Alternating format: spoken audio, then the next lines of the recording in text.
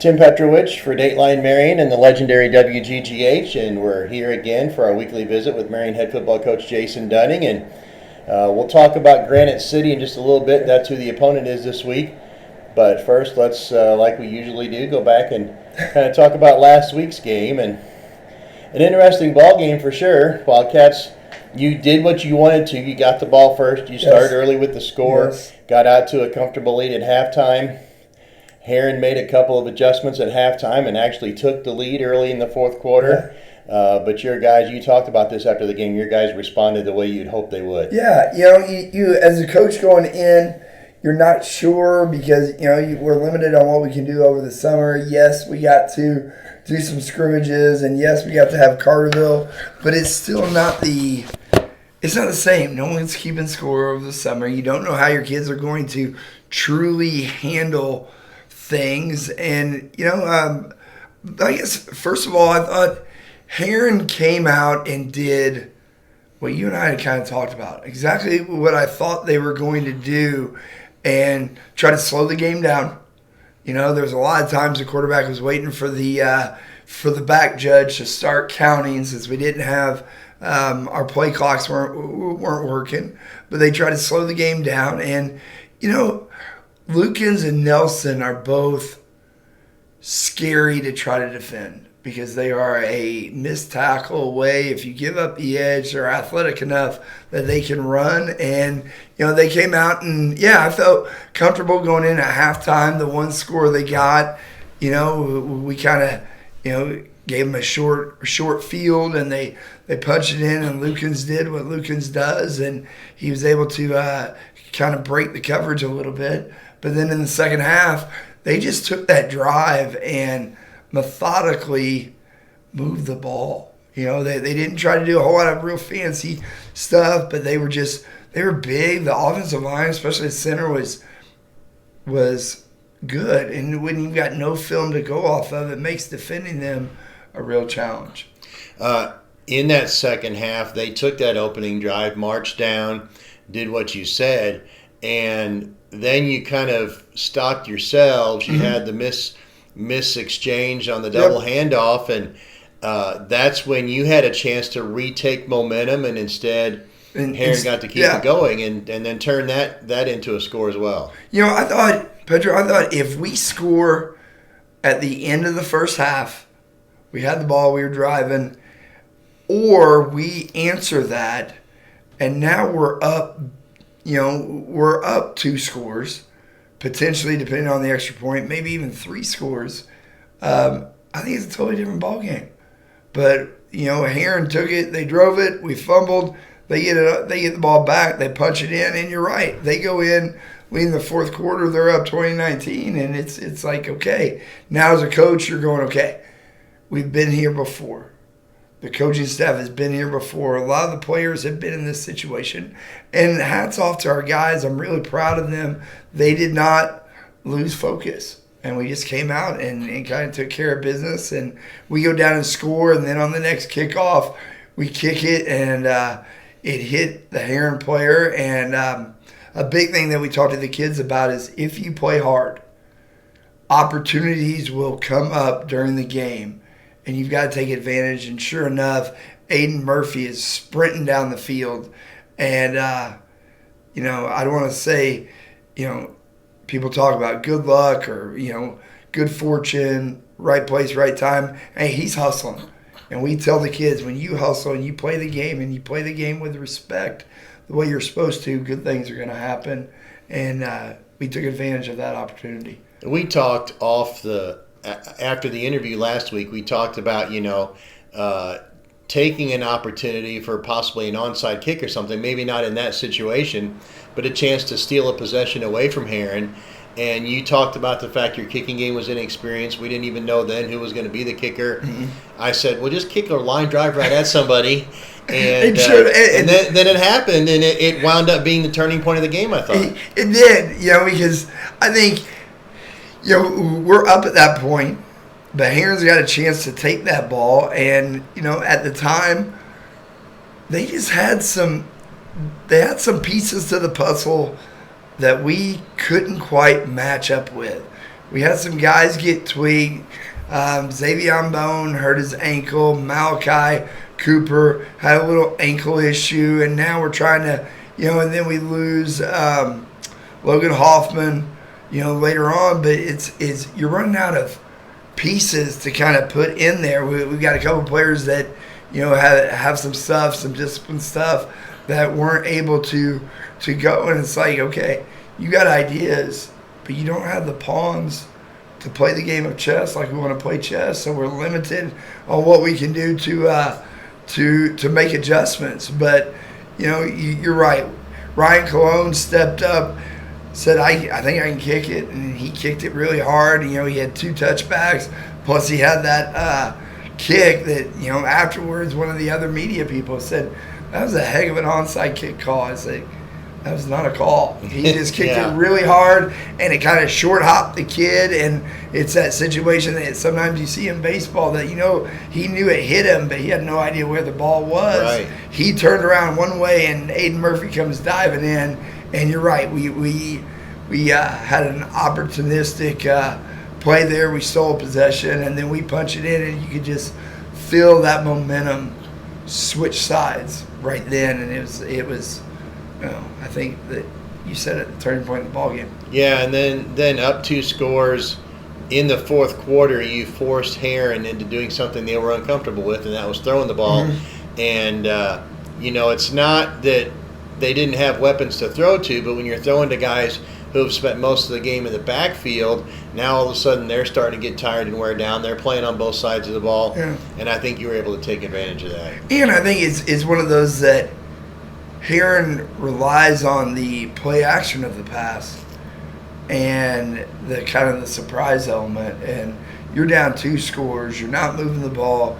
We kind of had an idea what was coming, and so the kids are sitting back, waiting, and it just changed things. And that's why I felt that if we could have gotten that extra score, either at the end of the first half or, answered immediately back after they scored, we've got a chance to seal the game a little earlier and make it a little for Coach Dunning, a little less eventful, But 2019, but I thought, and I told Coach Shockley afterwards, I thought, I know there's some stuff flying around and rumors and talk, but I thought, they were in the best offense based on their kids and the situation to give us fits, and they did. We just made some plays at crucial times defensively. You had some of the usual suspects step up and have good games. Alex Henry on the defensive side, Hudson Wade, who we've talked about, came on at the end of the year. Ryan Colon did his thing on both sides of the ball. Callahan Roper, he ran a great offense for you. But I'm thinking of 3 guys in particular that had outstanding games, and I know the secret isn't skip a year or don't go out ever. No, don't say that. No. When you're talking about Chase Niemeyer with over 100 yards in his first career football game, and the game that Max Wade had on both sides of the ball, and Kyan Cole, the same thing, had and Kyan made plays on offense, defense, and special teams. So, those guys who were coming in a little less experienced than the rest really stepped up in a key role. You're 100% correct. And Chase Niemeyer, Max has had a little bit of experience playing the game. Kyan's had experience playing the game growing up. But Chase, and we knew whenever he first talked about coming out, we're like, okay, we'll see. We'll see how this pans out. We'll see how you do. But from day one, he just plays the game hard. And I don't know if I don't know how else to describe it, but he plays the game hard and doesn't know any better. He just knows to take the ball. Hopefully we can kind of get him directed to head in the right direction. But that first touchdown, he looked like a kid running the ball. He was patient. He kind of ran the staircase that we talked about, got to the outside edge down here, and he had a heck of a game. And he just we've been seeing that all summer in camp, that he's a great counter to what Ryan can do, and he just runs, and he's one of the few guys that is not playing on both sides. Ryan's playing on both sides. For them, Lukens was on both sides, and Nelson was on both sides, and we got a lot of two-way guys. Chase is fresh. Well, and see, I saw things that made him look like a veteran running back, too. You talked about running the staircase and being patient. I saw several plays where he just kind of waited for blocks to develop, but saw a couple other plays where he saw a hole right off the get-go, and he went right through it, and all of a sudden he's in the secondary. Yeah, he takes it. He runs the ball hard. You talked about Max Wade. Yeah, Max was a kid that had a tremendous game on both sides of the ball, had the huge interception at the end. Cayenne made some great tackles, especially on Nelson, out in space down here on our sideline. And I think they may have been back-to-back plays. I mean, they were pretty close in sequence, and he's just got a natural. Some guys have it, natural ability to just cut down ball carriers. And we talked about him defensively on the basketball floor, and that seems to have translated to football too. What he did, and that's why when Sam Atkins went down, we had to make a move in the secondary. We moved Cayenne from corner to safety. It's a good fit for him. He's able to do stuff, and you're right. There's a lot of point guard type stuff, guarding that he's able to do, and he just looks so fluid doing it. I want to in particular talk about Alex Henry on the defensive side. We had him for 11 tackles, and including a sack, another tackle for loss, and it seemed like early in the game he kind of set that defensive tone. He made several of those tackles early in the game and kind of got the rest of the defense involved. And he's a big, strong kid. He and Malachi, I think, started every game last year, so they've got a lot of experience. But Alex is just a bigger, thicker kid, and he was able to, especially against their right tackle, really make some plays early on, and it set things. It was good. And there seems to always be a young linebacker that comes up and makes an impact. And there's Hudson, and he had another eight of your tackles. And between Hudson, Wade, and Ryan Colon in that linebacker core, that's a pretty good group to work around. They both got experience playing, especially towards the end of last year. Hudson worked his way in. Ryan got a little ding midway through the season, but if we can keep them healthy with that line up front and a good solid secondary behind them, the defense is starting to really gel. It's going to be fun to watch. And, of course, on the offensive side, we talked about the guys who made plays, but Callahan, he did Callahan stuff. I mean, didn't really make any mistakes, actually had a run for positive yardage. The second touchdown he threw to Max, the one in the fourth quarter, that was pretty easy. I mean, Max got wide open. You're playing the tight offense. Max got wide open.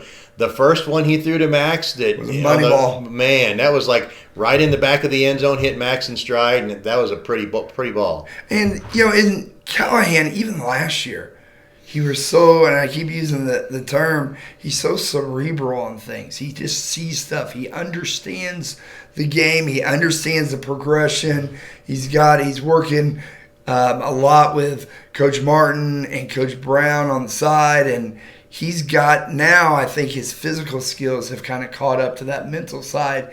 He gets it. He understands it, and we work on this stuff every day. And I love on the last one, Max's throw was easy, but Alex Henry is more wide open.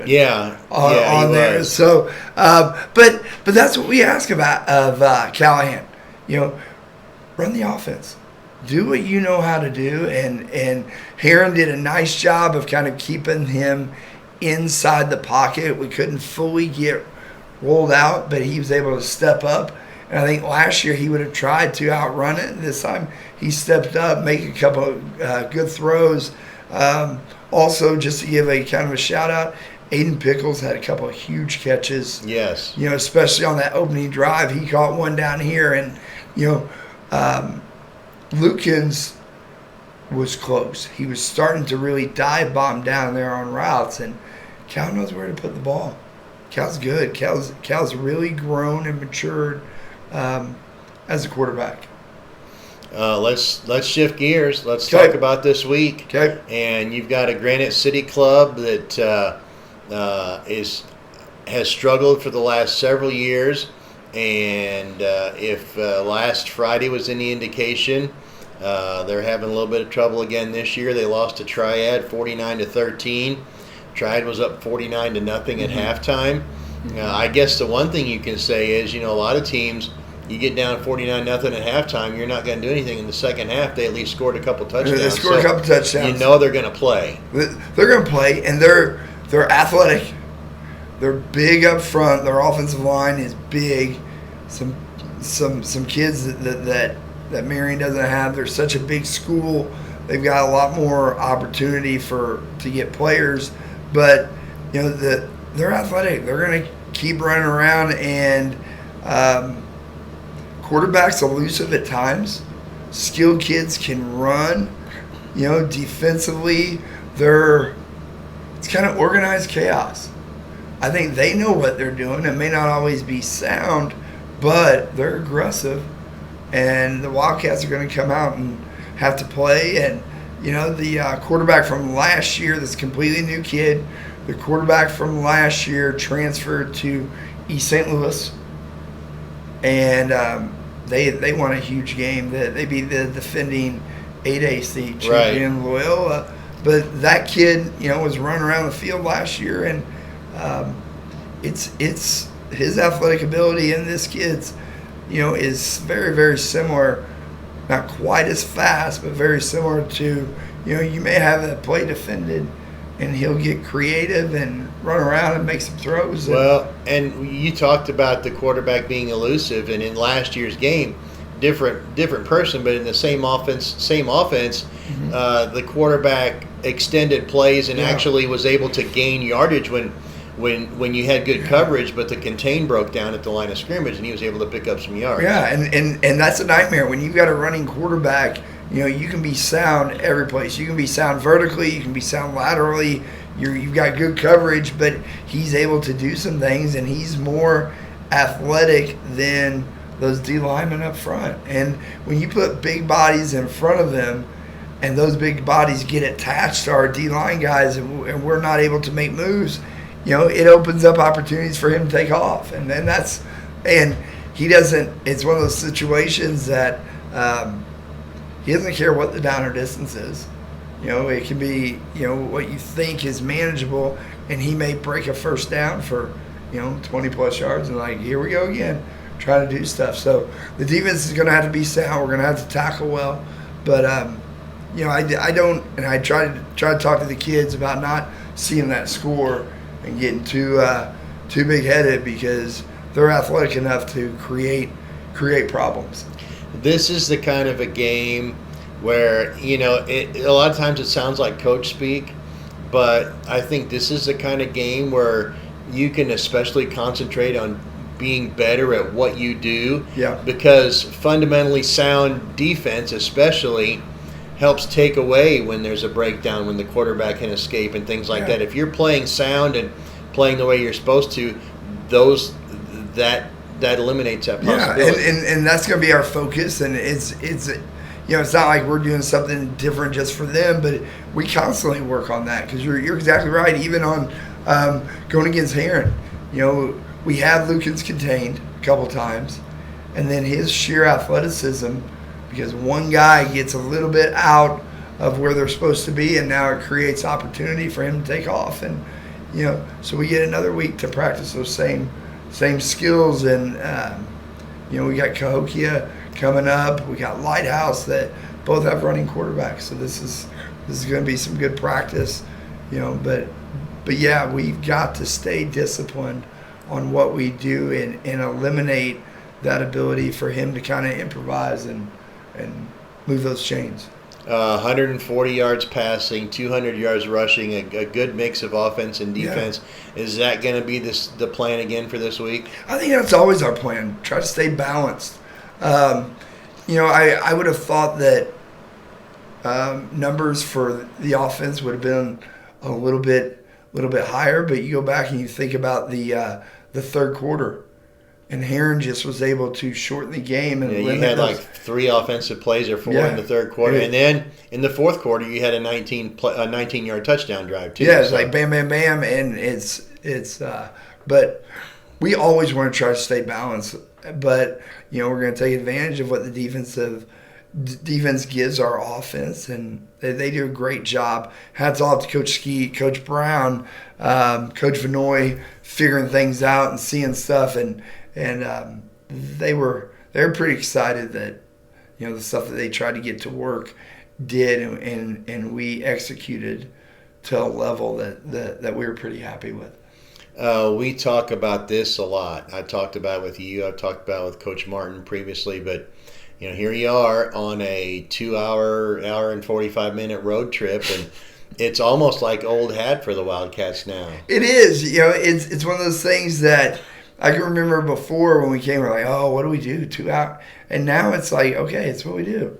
We come here, we're going to leave a little bit earlier because we've got to try to kind of manipulate things around school getting out and bus times, but put your headphones on, get comfortable. This is what it is. The Wildcats have 3 2-hour road trips this year. We go to Collinsville, we go to Cahokia, we go to Granite City. We got a short trip next week to Mount Vernon, but that's the road game. So we just get comfortable and doing it, and the Wildcat and our fan base travels really, really well.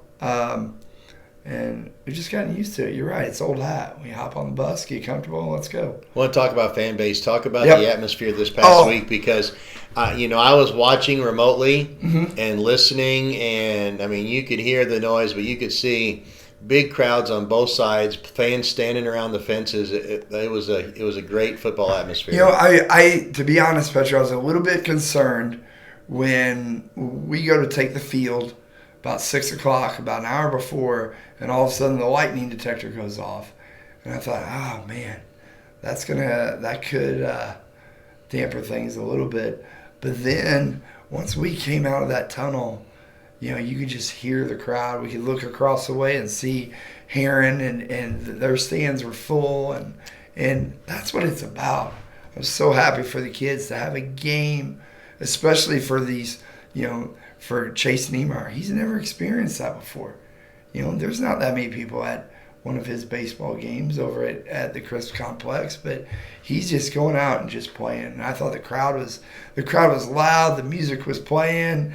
John Woodward's up there on the PA, and the Wildcat fan base is it always shows up. And I love that our players have kind of even added into when they do the run out, and which was so cool seeing the flags coming down. But then they just kind of have made the run out extend over to the student section, and they go over there and get fired up with them. And then I love after the game, after a victory, hearing Country Roads playing, where it came from, why they start, I don't know, but it's a pleasant thing to listen to because it means that we just won a ball game, and I'm excited. We're going to go to Granite City this Friday, and I know that the Wildcats will travel well. Fans will be there. Kids are excited about it, and the season. It's hard to believe it's week 2. And even though I wasn't in the stadium, I still got goosebumps watching Brian Mattinger carry out that flag at the end too. Yeah, on the backside of the team. Yeah, and I told John Wolford when we were doing the starting lineups, I said, I know how you normally do things, but I said I want him to go last. I think he deserves that moment, and for him, he is a high school kid to go ahead and start his enlistment with the National Guard, and for him to already go to boot camp and do that. We didn't have him all summer. We knew that he was going to go and he would come back in shape. Yeah, exactly. It's a different shape, but he came back in shape, and he showed up, and we had to do some contacting and work with the IHSA on a few things, but he came back. We knew that he was going to come back ready to go, in shape, and for him to have that moment, first ball game back from going through all that, and had had his face paint on that they had taught him to do in the National Guard, and it was just cool. And so, yeah, I wanted him to enjoy as much of it, carry his National Guard flag, and come running out. And so I think that's one of those things that doesn't seem like a big thing, but for him, it's a memory that he'll always remember. So I was happy to be able to help out with that. Last question, we'll finish up. You mentioned a few dings, and we know Sam and Drew were out last week, and I know that there may be some disagreement between you and some of the players on when they can come back, but what is the overall health of the Wildcats? I think the Wildcats will be very, very close to full go. Those two are both. Sam's going to play some. Drew's going to play some. I expect Hoffman's going to go today, so he'll be back. And all three of those guys are going to be well into, if we were rating percentage-wise, way in the 90 percentile on ready to go. And I think especially, for Drew going, okay, I'm a senior. You're only guaranteed 9 games, and now he's only guaranteed 8 games, and he does not want to miss any of those ball games. But I expect the Wildcats are going to be ready. We're going to be healthier than what we were last week, and I'm excited to see all of them out there playing. All right, it's Friday night. Friday night, Friday night on the road at Granite City. Kickoff at 7 for Dateline Marion and the legendary WGGH. I'm Tim Petrowich. That's Marion head football coach Jason Dunning.